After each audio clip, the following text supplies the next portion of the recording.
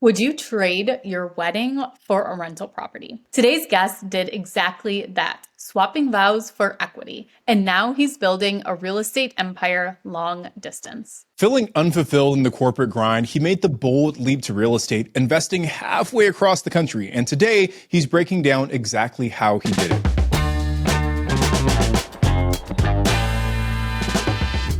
This is the Real Estate Rookie Podcast. I'm Ashley Kerr. And I'm Tony J. Robinson. And let's give a big warm welcome to Dean Pinhas. Dean, thank you so much for joining us today, brother. Thanks for having me, guys. I appreciate it. Dean, you started your journey unconventionally, trading your wedding budget for a house. Can you walk us through the emotions of making that choice? Yeah, it was, to be honest, it was a fairly straightforward decision for us. I don't want to, play the victim or anything, but my wife and I, we never really felt that we were like big partiers or, really had that like craving for a big wedding. And we said, you know what, we both, obviously you marry someone that you have shared interests and goals and a vision with. And we both had that kind of desire to start off on the right foot and set ourselves up for financial success. And we thought that was the best way to do it is, we're very fortunate to have parents that were willing to contribute what they would have for a wedding. And even to have done that much, we were going to have a wedding. And so we found a house and it was a great way to start this whole journey.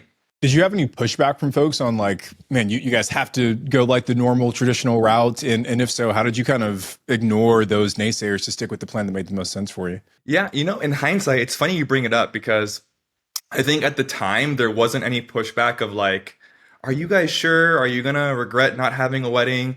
It was less so that and more so after the fact when, you go on a trip or, we went on our we still had a honeymoon and stuff like that. And then people ask like, how was your wedding? Or where was your venue? And you go, well, I didn't really have a wedding. And then you explain the whole thing of we used the money and we put it toward a down payment. We bought a house and everyone's reaction is pretty much universally like, wow, that's so smart. Like I should have done that. So it was actually, I think, pretty positive, like in hindsight, telling the story and not so much pushback in the moment, which is, I think, great. Ash, I think that's just like something for our rookie audience to understand is when you're trying to do things that aren't normal in society, and I'd say like building wealth through real estate is not necessarily normal, right? Aside from, your primary residence, a lot of folks don't invest in real estate or think of real estate as an investment.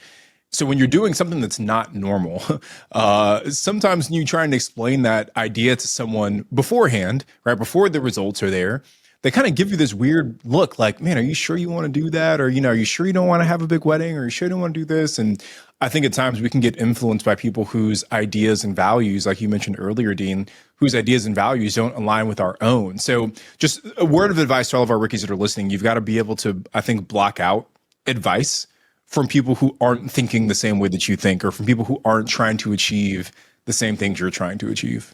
I think that goes along with like even house hacking. Like you get married, you buy your, first house. And I think some people have kind of the same reaction about that you're not buying a single family home.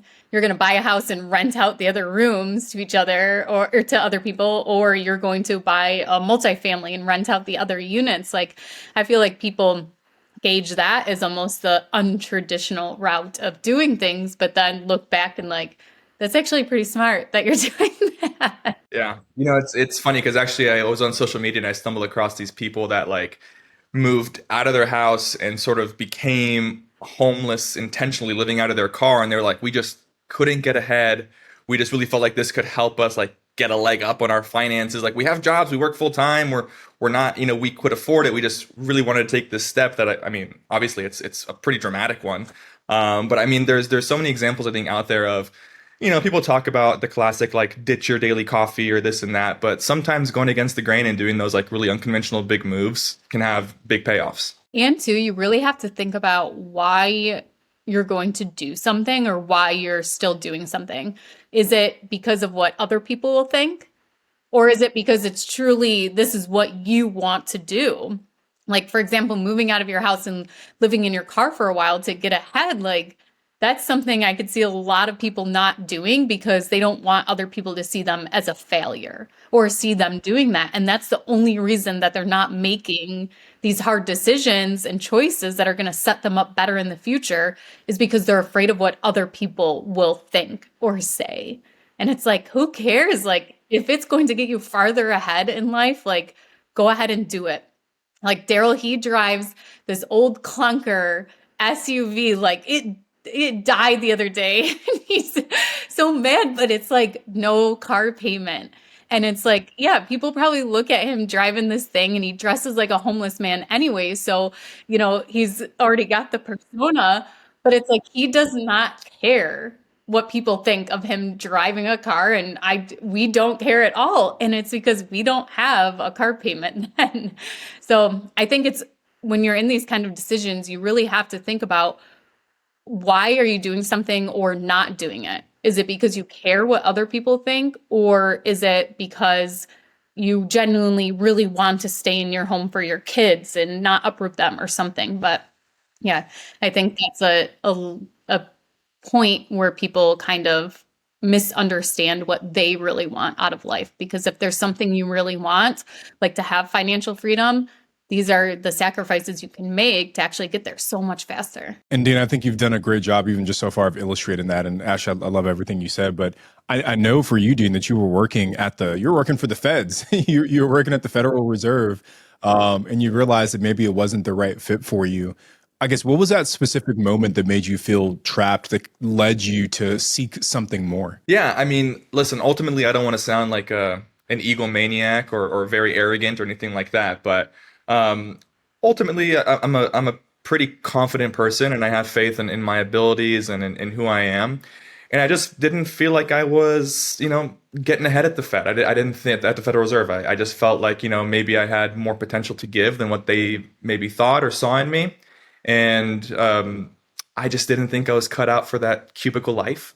And so, it was all part of this big picture decision, and it happened step by step.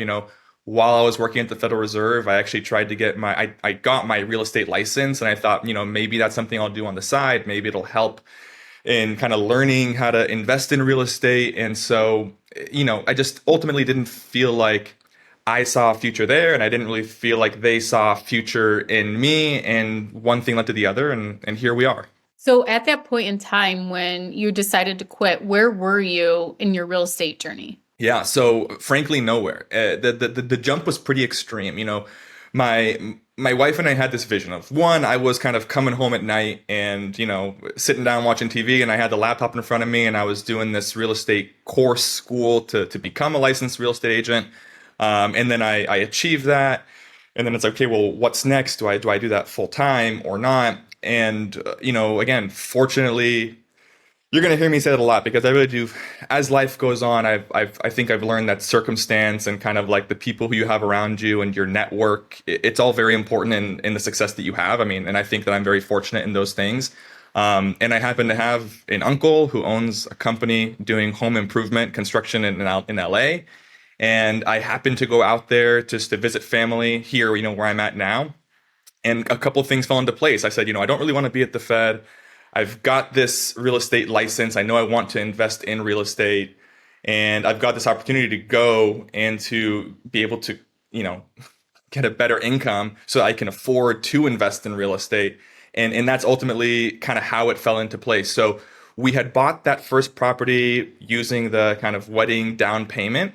And then from there, we said, okay, how do we grow our income? So whether it's doing the Burr method or, fixer uppers or house hacking, but we knew we needed to get some sort of cash to be able to start with it. And Dean, I definitely want to hear about this move to Los Angeles, because I think most people try and move away from high cost of living markets to kickstart their investing career, but you kind of did it the other way around.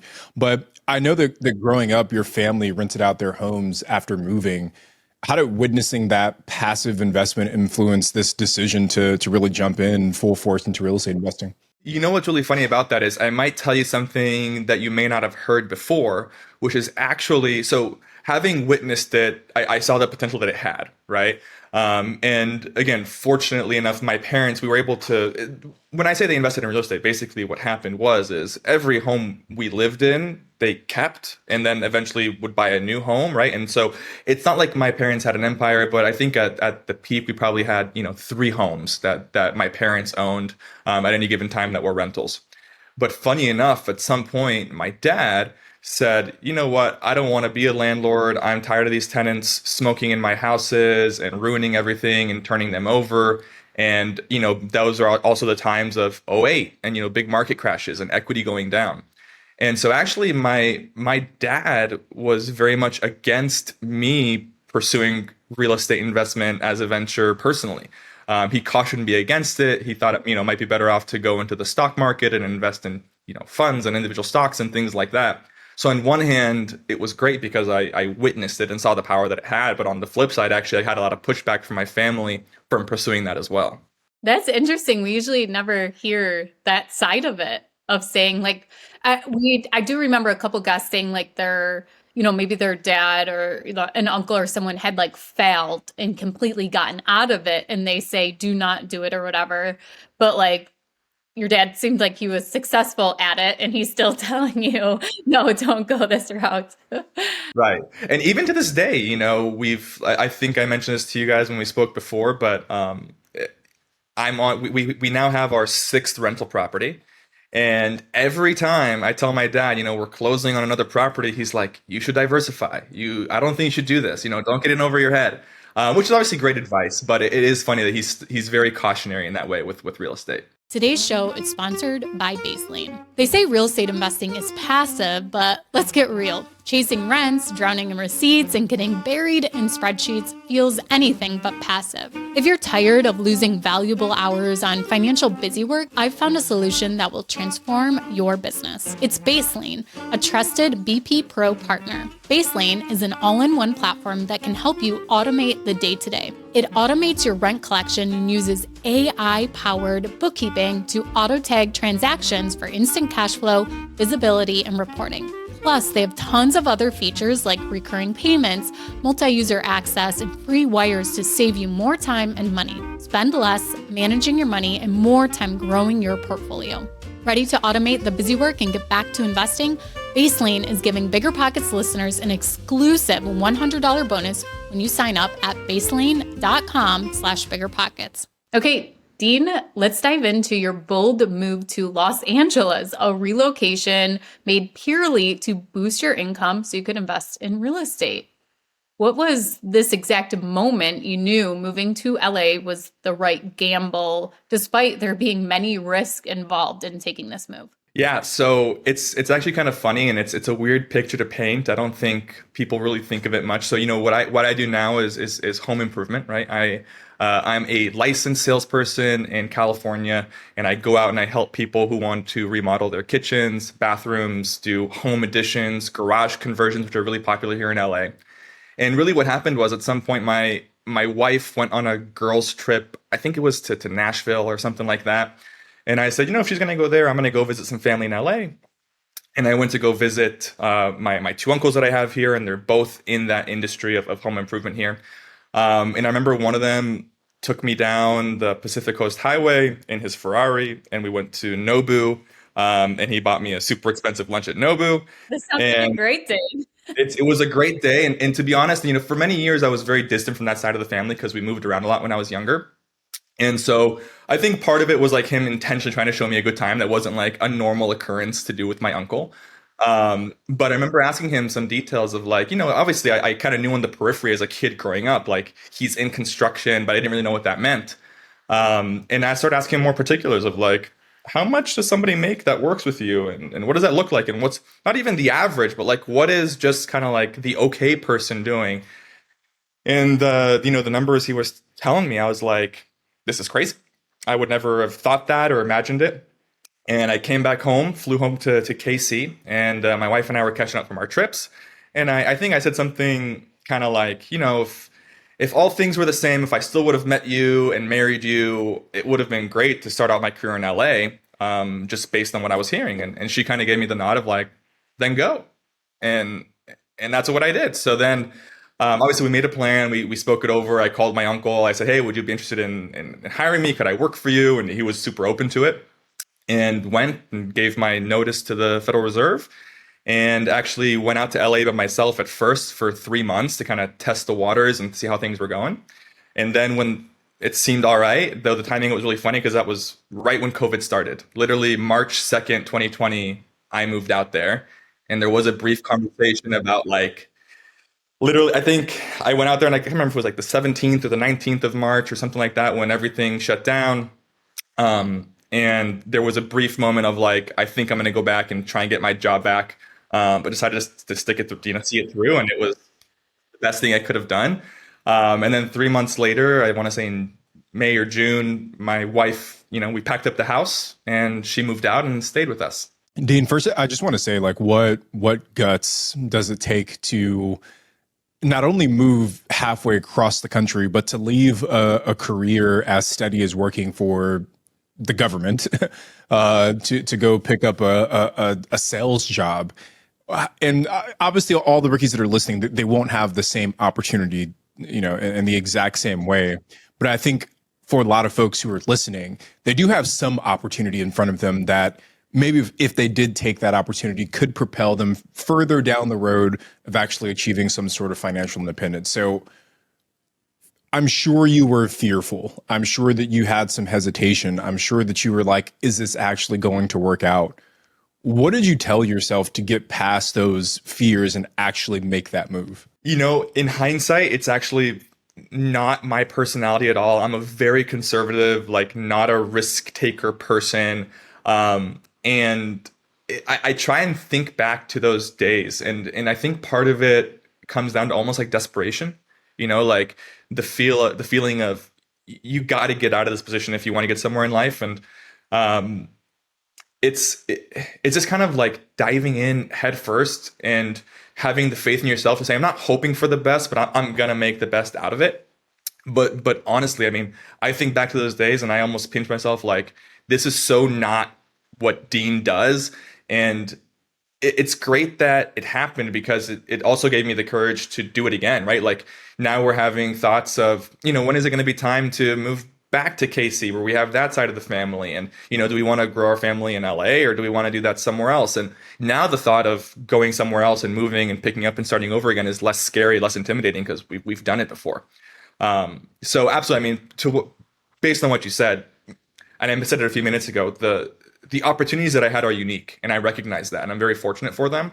But I think that when you take a step back and a lot of people might have something like that they can do to try and take advantage of it, and whatever it is, if it can shake things up and give you those opportunities, go for it. So, Dean, you moved out right at the beginning of COVID, which could have potentially been maybe like the worst time in recent human history to try and make a big life move. How quickly were you actually able to see results? Because obviously you stuck it out. How long did it take for you to feel like, okay, this is actually the right decision for us? Funny enough, it took me a really long time to see results. And not to get too much in the weeds, but like just the mechanics of a sales job and commissions, which is 100% the way that I'm compensated. I had zero. I haven't had a salary since I left the Federal Reserve in 2020, and so I didn't make a dime from home improvement until I think August of that year. So I went a good 6 months, and it's kind of one of those funny coincidental stories of like we pretty much got down to our last cent in the bank. And when I say we, I mean I mainly mooched off of my wife's money because at the time the way that our finances worked is we were both working at the Federal Reserve and paying the bills from one account and saving in another account. And that savings account was just about dried up when I got that first commission check from home improvement. So it took a good 6 months or so. And there were definitely scary moments of like, is this going to work? We're going to have to pull the emergency cord here in a second, but it was tight. So now that you've made the move, what did you do with your property that you had back home? So that property, we rented it out pretty quickly. I mean, and I think that's actually one of the things that I learned from this whole process is my wife is funny because she says that I'm sort of more of like the doer and she's more of a planner. But with real estate, it's almost the opposite. She's very quick to say like, this is a good property. We should get this one. And what I'm trying to get at with that is that property rented pretty quickly, which my hesitation kind of being conservative, the way that I am, like not a risk taker, like I mentioned a moment ago. is I would have guessed it's going to take so long to rent these properties, and I'm scared to get another one because maybe no one's going to want to rent this particular property. We got the worst one ever. But that one rented quickly, and then again, it kind of like it's like a light bulb moment. You go, huh, okay, well, surely this isn't like a fluke. And then as we started to make money in LA and doing what we were doing, then she's picked every house that we bought. And every house has rented very quickly. And so obviously that house that we owned beforehand, that was the first one we started with. And then it took us probably, I think maybe a year or 15 months or so to get to the point that we could get the second property, which I kind of view as like our first real rental investment property. And then from there, it kind of steamrolled pretty quickly. So during those next steps, how were you funding those next deals? So it's a really good question. That's the part that I feel like is maybe unique in the sense that, you know, people in the real estate community are oftentimes taught all types of different tips and tricks and, you know, OPM and house hacking and HELOCs and different things to finance deals. And the reality is that we were very lucky to be able to finance all of our deals just with cash. And the strategy that we use is we put down 25% to lock in the best rates that we can for investment properties. And we do them all on 15-year mortgages. And that's really just the gist of it. And we have we're pretty dedicated to our strategy of sort of intentionally losing money on these properties, right? When you put down 25% on a 15-year note, in today's market, just the cash flow isn't there based on what rents go for, even in a place like Kansas City, which I know is sort of a very desirable rental area. So that's what we've done, and we lose anywhere from $200 to $800 or $900 per property that we own on a monthly basis. Okay, we need to break this down as to why someone would do this, right? And I think 'cause, like the first thing is that people look at you want a cash flowing property because you want the mortgage payment, you want the expenses covered, and you want to make money. But explain to us how you are actually investing. Yeah. So I think it's a different philosophy, right? And a lot of times those few $100s are really crucial to stay afloat and to pay for, you know, CapEx expenses or whatever it might be.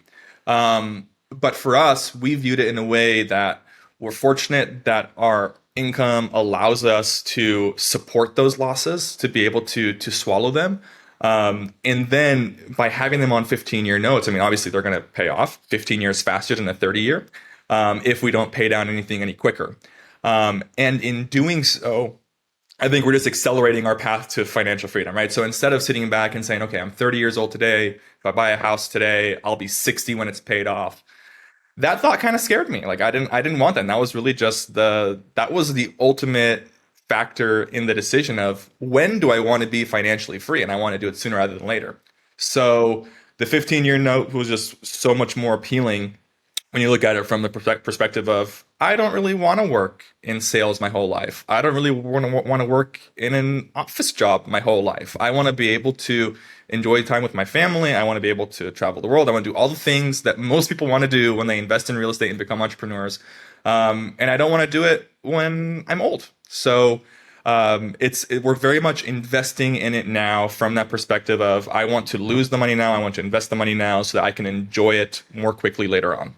And I think there's something to be said too of maybe those deals aren't making sense today, but that doesn't mean anything 10 years from now, you know, as maybe rents have continued to increase and things like that. So it could be in a decade, all of those are printing money and you're only 5 years away from getting them paid off. So I think it is a unique approach, Dean, because to Ashley's point, most of the rookies who are listening are probably investing for cash flow today. But I think it goes back to the point that we touch on a lot, which is everyone has a different motivation for investing in real estate.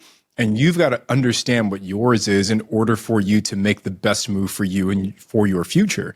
And for Dean, the idea was, I can tough it out for 15 or 20 years in this job. I just don't want to tough it out for 30 or 40 years, right? So let me make a plan that works in that 15 or 20-year timeline, and then let's work that plan. Dean, offhand, what is the total of your mortgage payments right now? So when you have those properties paid off, how much will you not be paying out anymore? I'll give you the full outlay. I mean, so right now today, our mortgage payments are about $17,000. Our rent payments are about 15,000. We lose about $2,000 a month on the houses. Now, I'll pause there for a second just to explain another sort of point of perspective that I have, which is our portfolio is worth about $2.5 million when you take the market value of the six properties. I think that if I came to you or any other investor and I said, would you guys pay 2K a month, a 2K a month mortgage on a $2.5 million house? On a 15-year note, I think anyone would take that deal, right? And so that's my perspective. And I think that when we look 10 years from now or 15 years from now, I think if you take a standard rate of inflation and just market growth, I would hope that those rents, instead of equaling 15K today, might be closer to 22 or 25,000 10 or 15 years from now, if not more. And if those properties are paid off, then now I'm making 25K a month in rental income, right? So when you take kind of those three components together of being able to take the loss today and what is the value of that and does that make sense? And then where's it going to be in 15, 20 years? That's how I look at it. I think it is so interesting to get this perspective because one thing that I've learned so much since starting investing is just like, wow, the equity and the appreciation in the property, that's the real wealth builder. It's not the little bit of cash flow every single month.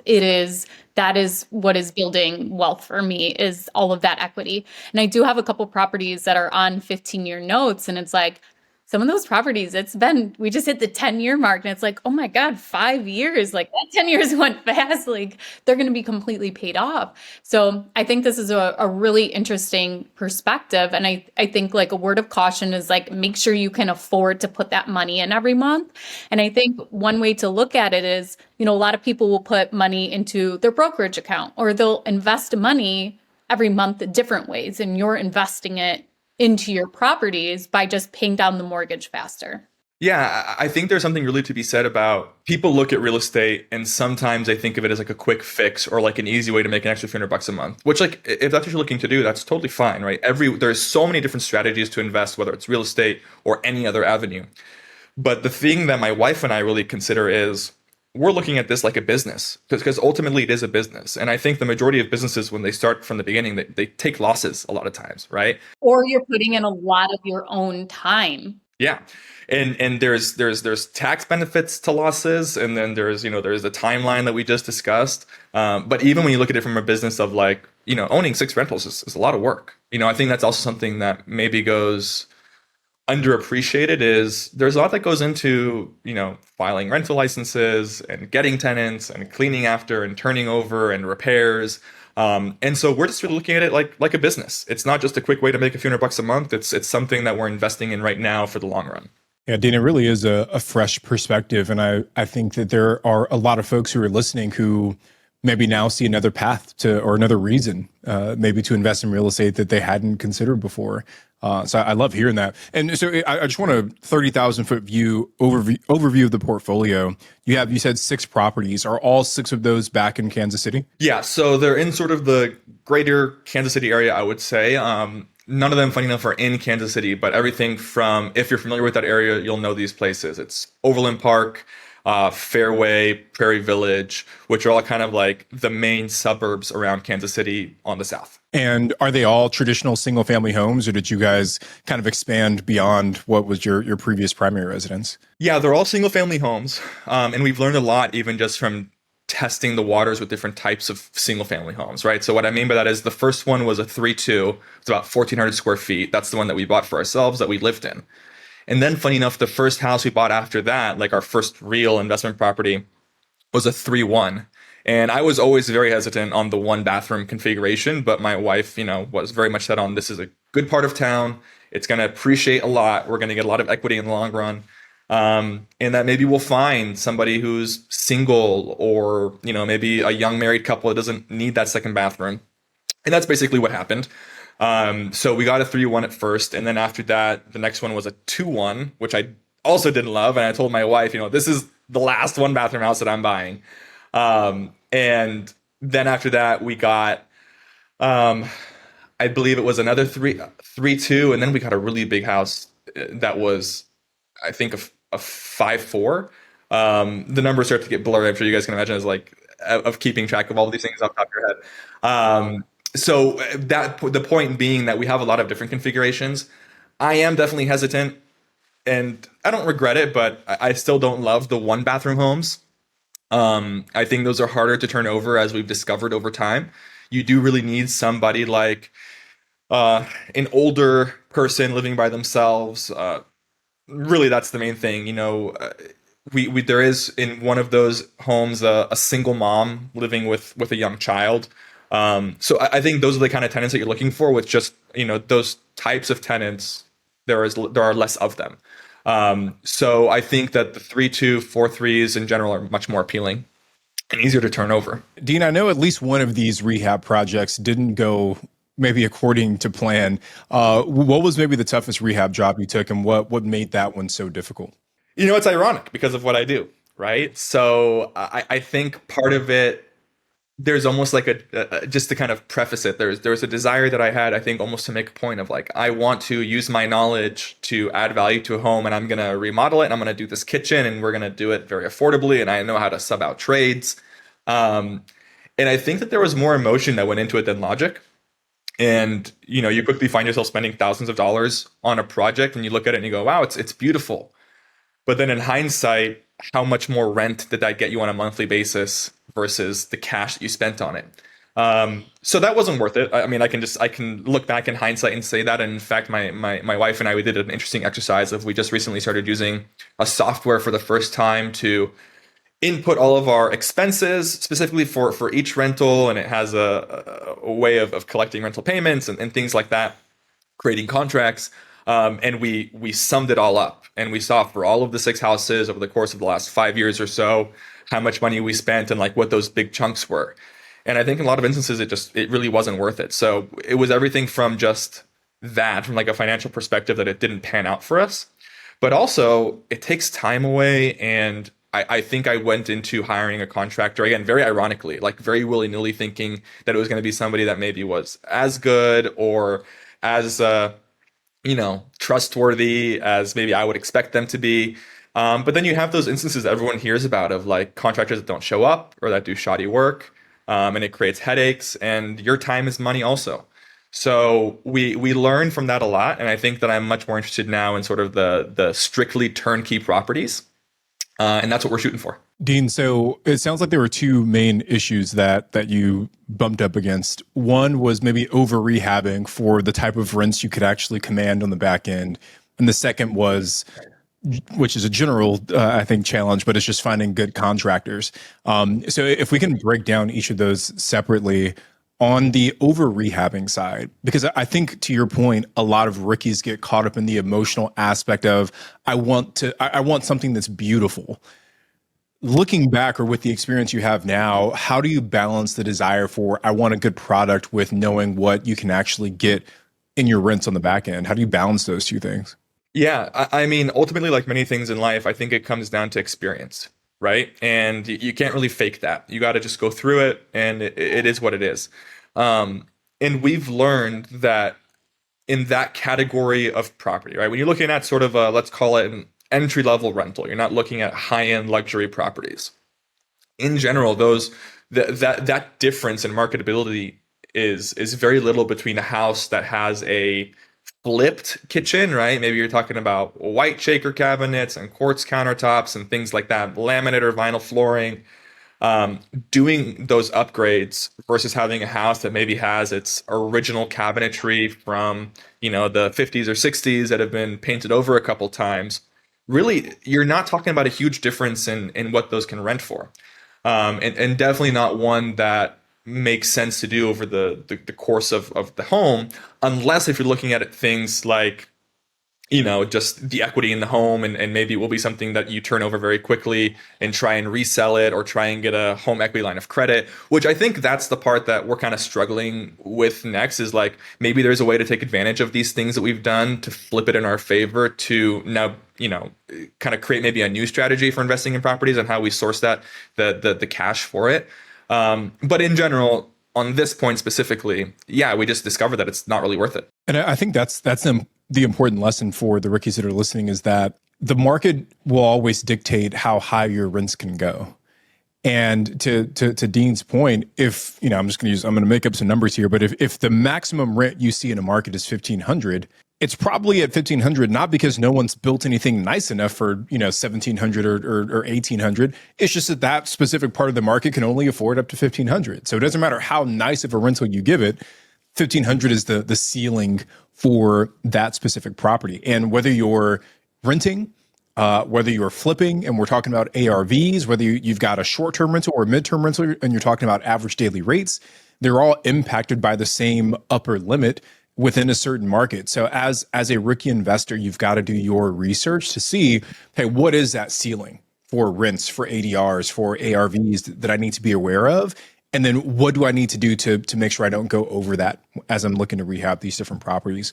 And just, I got one last question for you, but just for the rookies, we recently interviewed my designer, Brianna Michelle, on a recent episode. It was 590 something or other. You guys can look back and find it, but she talked a lot about the process for designing renovations and how to make sure you're doing it the right way.